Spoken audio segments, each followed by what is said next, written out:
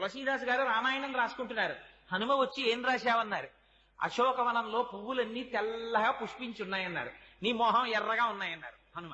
అంటే కాదు స్వామి, నేను మానసికంగా దర్శనం చేశాను, అశోకవనంలో చెట్లకి తెల్లటి పువ్వులు ఉన్నాయన్నారు తులసీదాస్ గారు.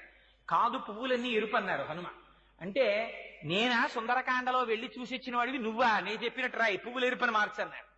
అంటే తులసీదాస్ గారు అమ్మ బాబోయ్ ఇంతో మనం ఎక్కడ వాదిస్తాం, ప్రత్యక్ష సాక్షిని అంటాడు అని రామచంద్రమూర్తిని ధ్యానం చేశారు. రామచంద్రమూర్తి ప్రత్యక్షమయ్యారు. హనుమ ఏమిటి నీ ఎల్లరన్నారు.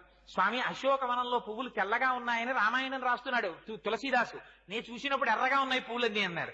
అంటే స్వామి అన్నారు, అల్లా అనకు, ఆ ఋతువులో అప్పుడు పూసిన పువ్వులు తెలిపే, నీకెందుకు ఎర్రగా కనపడ్డాయో తెలుసా, ఆ చెట్టు మీద కూర్చుని కిందకి చూసావు మీ అమ్మని, మా అయ్య రామచంద్రమూర్తి భార్య రాక్షసల కాంతల చేత పరివేష్టింపబడి ఒక చెట్టు కింద ఒక్క పట్టుబట్ట కట్టుకుని ఇలా ఉండిపోవడం ఆ 10 నెలల నుంచి